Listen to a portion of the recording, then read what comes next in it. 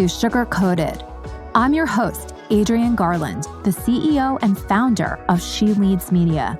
For far too long, women have been conditioned to sugarcoat their words, their actions, and the way they show up in the world, and to conform to certain cultural norms and ideals. This is inherently designed to keep those who are outside of the norm from gaining power, prestige, wealth, and influence, preventing more women from being recognized and respected as the powerful leaders that we truly are. Join me each week as we dive into raw conversations with remarkable, uncompromising, and inspirational women that will encourage you to strip away your sugarcoating and move boldly in the direction of your magnificent dreams. Hi, everyone. This is Adrienne Garland, and welcome to Sugar Coated. Today, I wanted to check in with all of you and say hello and let you know that over the past week or so, I've been doing some deep thinking around relationships. Last night was my 25th wedding anniversary, which is incredible because I'm so young. So I met my husband in college and we got married in 1995. And we waited about 5 years before having children. So because we sort of, I guess you could say, grew up together, we have a very special relationship. Now, in these last 25 years of marriage, everything has not been sunshine, rainbows, and unicorns. We've definitely had incredible periods, years, decades where everything has been really, really wonderful. And then there's been some trying times as well. And I think that is any relationship goes through peaks and valleys.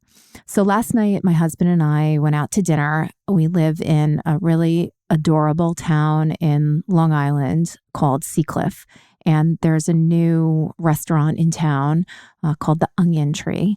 And it is a Thai restaurant. And we ended up actually sitting inside. We were the only people that were dining inside. So there was nobody around us. They do have outdoor dining, but the outdoor dining options were full. So we opted to eat inside and it was lovely.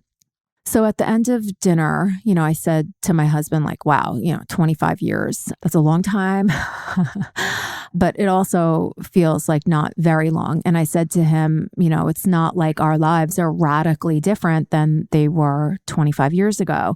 Yes, things have changed. We don't live in the same places that we lived in, but for the most part, they're very similar in many, many ways. And he said, do you wish that things were radically different? And the first thing that popped into my head was like what? Like living overseas or, living in a different part of the country or whatever. And I said, no, I'm really, really happy and super content. And I feel just really safe and secure and really happy. And he said, that he was very happy too. Thank God, right? But I also asked him, what do you think makes for a great relationship? What do you think makes for a relationship that has lasted for 25 years? And he said, love, of course, you must love the person. He said, but even more than that is this aspect of being best friends. And it's something that my husband has always said to me from the beginning is that, I'm his best friend. And I always thought that was, I actually didn't know how to react to that because I never thought that a best friend would be my husband. I always thought that I would have a best friend and that my husband would be my husband. And I had a best friend growing up since probably third grade, Stephanie. Shout out, Stephanie. But Stephanie had always been my best friend. And by that, I mean, we did everything together. We talked about everything. I think we're more like sisters even than best friends. And I still, in a part of my mind, consider Stephanie to be my best friend. And she will always hold that place in my heart as my best friend. However, that said, my husband is truly my best friend. I see him every day. I don't see Stephanie every day. She lives in Florida now, which is awesome, but I don't get to see her on a daily basis. I don't talk to her every day like I used to. I mean, lives are different, right? So my life when she was my best friend is radically different than my life today. So my husband is my best friend. I can literally talk to him about anything at all. And he really does know me better than anybody, even than Stephanie. Although Stephanie knows me from, when I was like a little kid. So she has a different knowing of me and a deep knowing of me that my husband will never have because he didn't know me when I was in third grade, his loss. So what I'm talking about here is, what makes for a great relationship, right? And so this aspect of being a best friend. And so I agreed with him. I said, yeah, absolutely love. And I also said that I think that love is also something that needs to be an element of friendship, actually, because if you love your friends, which I do, and all of my friends out there know that I love them, but I think that love needs to be an aspect of friendship, because what love does is when you might get into a disagreement with somebody or, an argument, and I really don't like to argue with my friends. It's few and far between that I have argued with friends, and those that I have argued with over something fundamental, I'm just not friends with them because they couldn't get past it. And if they wanted to be my friend again, I would absolutely say yes, because I feel like that's love. So love also has to be an element of friendship, at least for me. So there's a lot of so-ums here because what I'm trying to do is to really think about the elements of what makes for a great relationship. And there are personal relationships, and then there are business relationships. And what I'm talking about right now are personal relationships. One of the things, as my husband was talking last night, that I was thinking about was love, and I said to him, I think that there is another element here that must be present in order to have a relationship that lasts 25 years or more. Like I mentioned, my friend Stephanie, I've been friends with her since third grade. I'm now almost 50. So do the math. Having a relationship with somebody for that long of a period of time must take commitment from both people.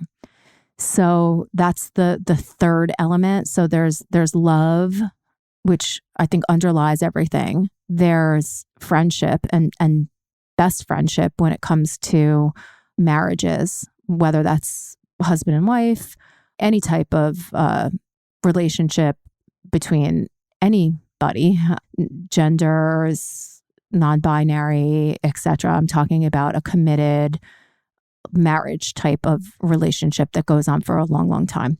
And then there's the, I think, foundation of commitment, because sometimes people can look at love as a feeling as opposed to an active verb, right?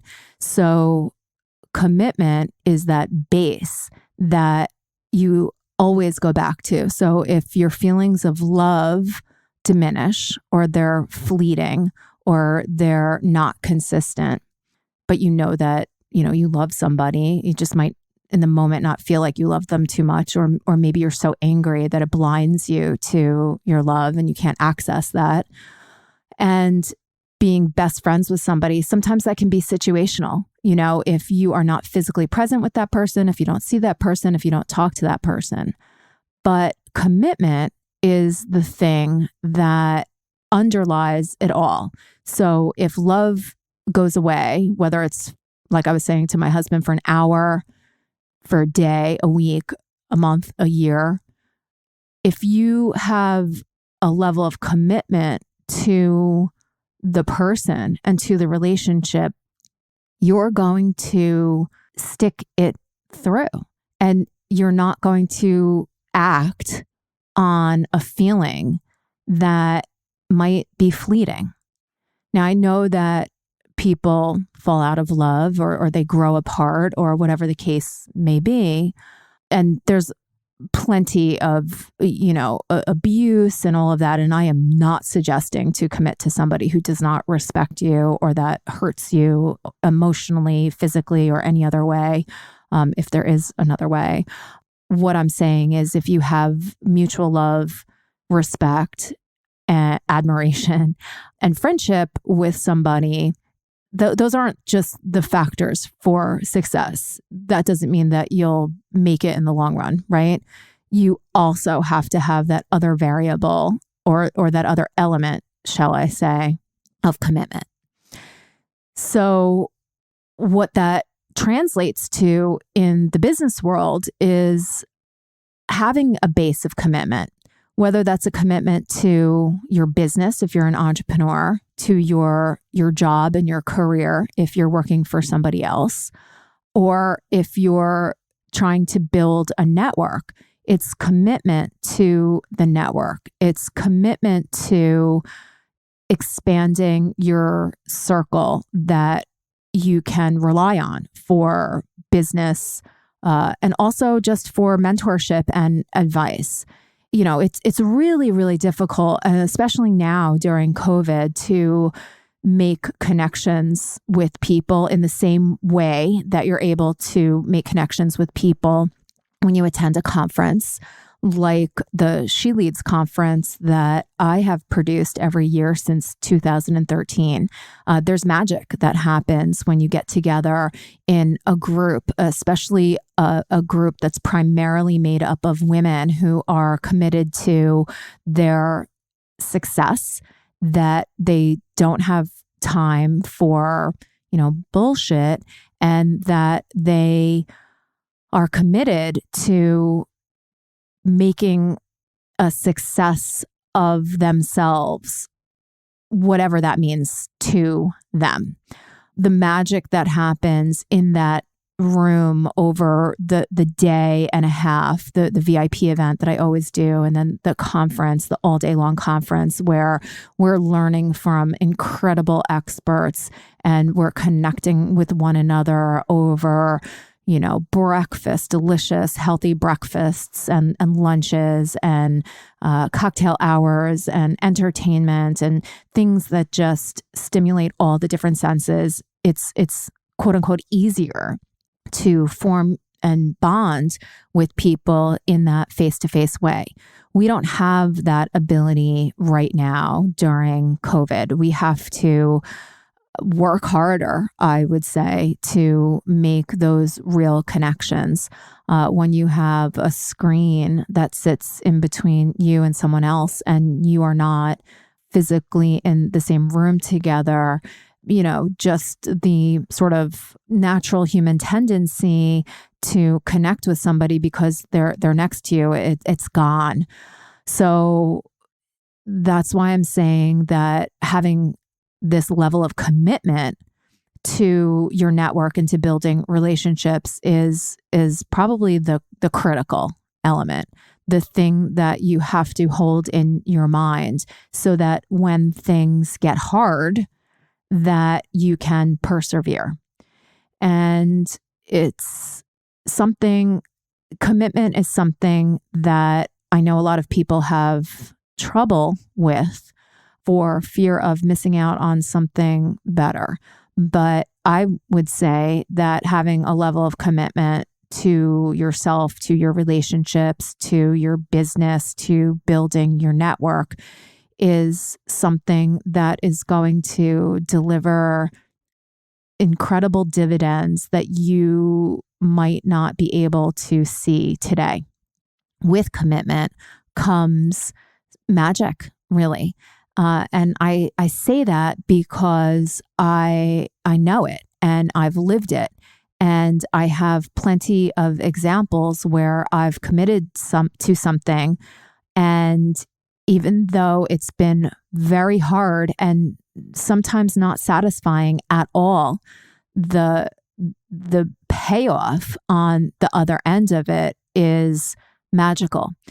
And I have seen other people that haven't necessarily committed to something that when things start to get hard, they fall apart and they run away or go off in another direction or try something new. And so they're constantly chasing something that they're never going to be able to achieve because they are not looking at this element of commitment as the factor that will allow them to get to what their goal, objective, or dream is. I hope that makes sense to you. And I also want to caution that committing to something that is harmful or that really is not feeding your soul is not something that I am suggesting. I'm suggesting that you commit to something where you can see that even if it's a little glimmer, that there's something greater on the other side, and that with commitment, you will be able to achieve.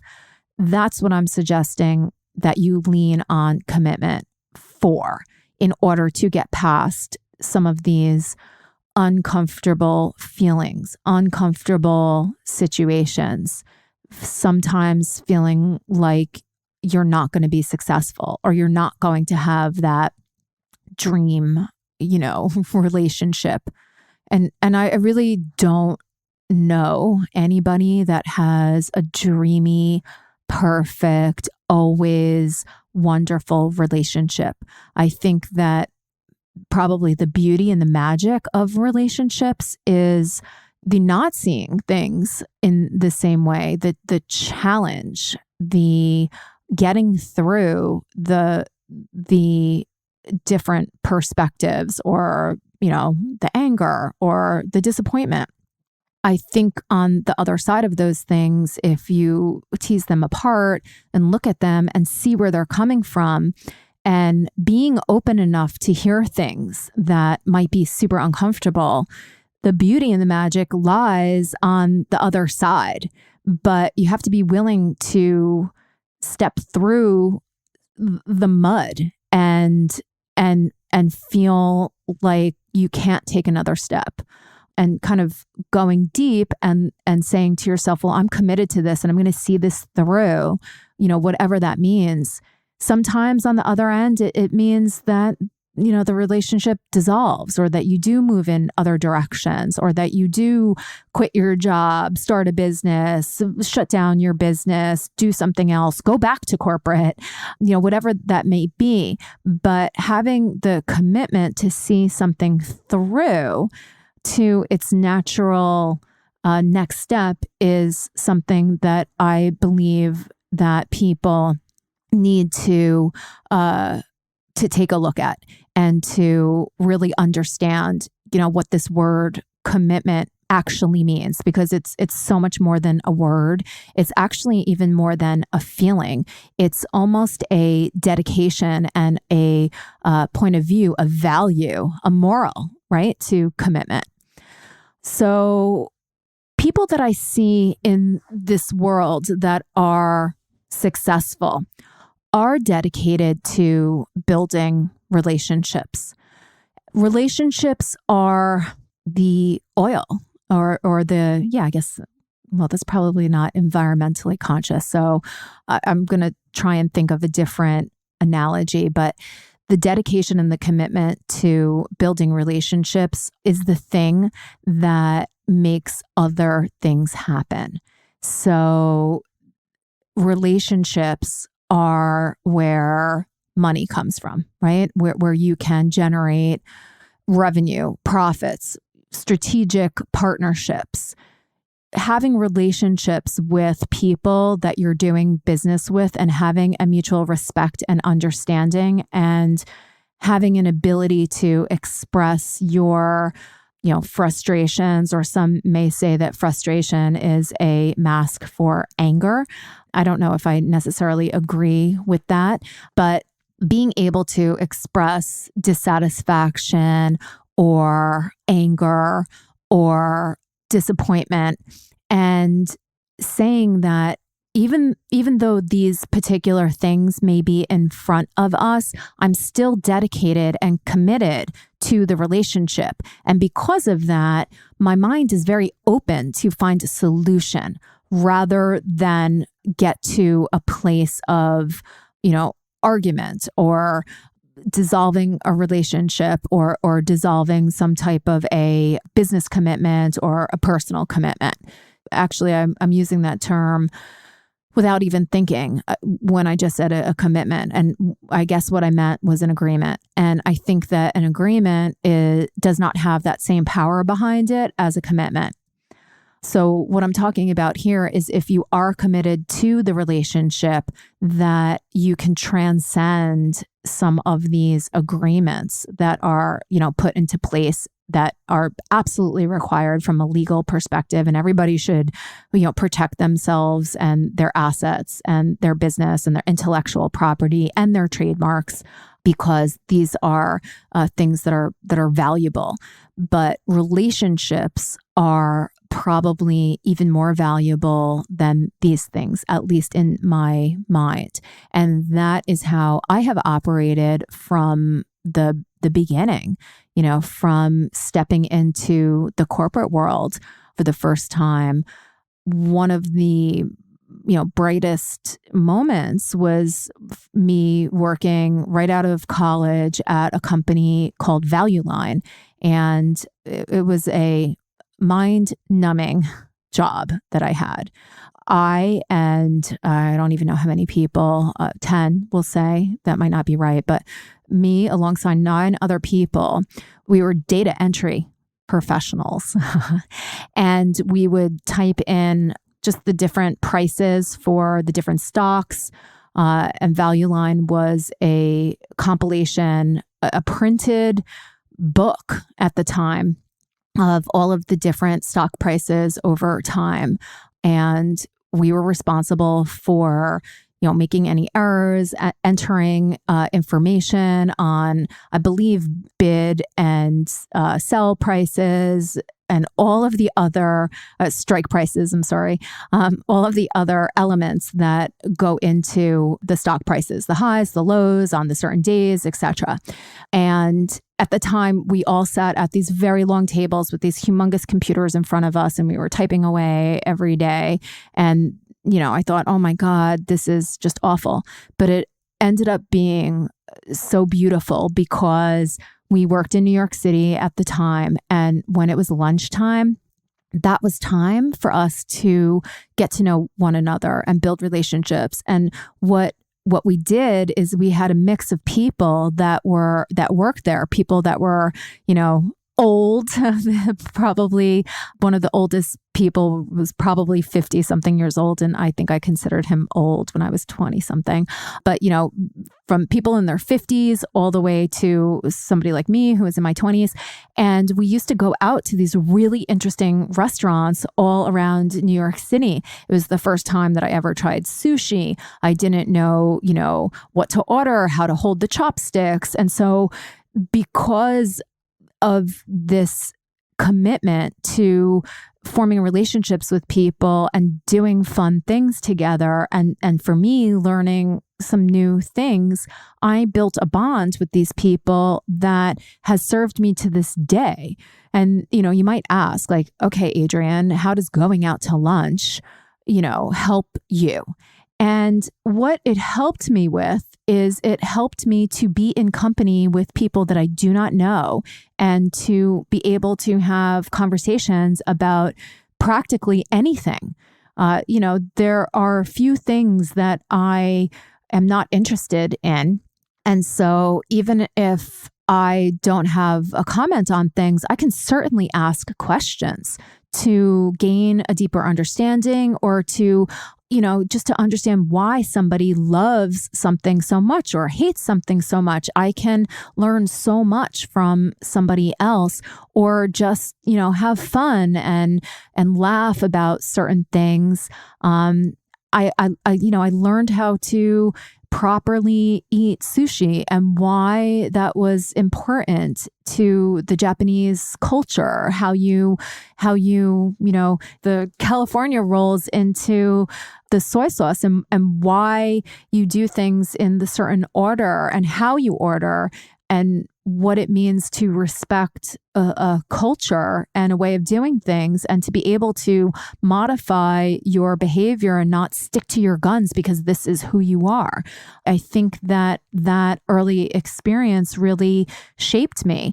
When anybody asks me to lunch or to, go into a group setting, I really have a deep sense of confidence that I can hold my own, and I think there are few groups that I would feel very uncomfortable with. The groups that I would feel uncomfortable with are hate groups, obviously, or groups where they just are not open to any type of outsider, if you will. I would not feel comfortable, going into any type of a group that had anything to do with diminishing anybody's humanity. Aside from that, I feel very comfortable going into, small group, large group, conference and speaking my mind. And yeah, I might be nervous, but I also know that through my confidence and my ability to put myself out there, that there's always someone watching. There's always somebody who will come over to me and give me a word of encouragement or say that they wish that they could speak up like that or whatever it is. And then a relationship starts, with somebody that is probably important. They're drawn to you, you're drawn to them, and you put your focus on one thing versus trying to be everything to everybody. And again, I think that that's another element of a relationship. So for me, even when I was growing up, I had a group of friends, but it was a relatively small group of terrific friends, right? As they say, ride or die crew, handful of people. Now, I also was very friendly and could have a good time with a lot of other people. So I had a much wider circle of people that I really liked and enjoyed and would, do things with and be very comfortable with, but not in the same deep way as my inner circle, if you will. So there's also varying levels of relationship, and this best friend, partner, husband relationship is very important to me. I don't need to have multiple best friends or multiple husbands. Please no. So there's this sense of, focus and intensity and commitment to something that is really special and magical versus the 1 million, 2 million, 5 million really loose relationships with people that you really don't even have a relationship with, because how can you, right? To sum up, commitment is the baseline for really great relationships, and love is an element that I believe must be present in friendships and also in partnerships, personal partnerships. I think that this might be controversial, but I also do think that there is an element of love in business relationships. And that could be from the perspective of loving your business so much that your goal is to develop deep relationships for people because you care so deeply about your business and your clients, your customers, your vendors, your partners. I think that there is an element of love there. at least from my perspective, I cannot comment on anybody else, male, female, or gender neutral, non-binary, etc. But one of the things that I feel like I bring to the table when it comes to business is that I bring my heart and I bring my whole self to everything that I do. And it has served me well in some situations, and it's also worked against me in others.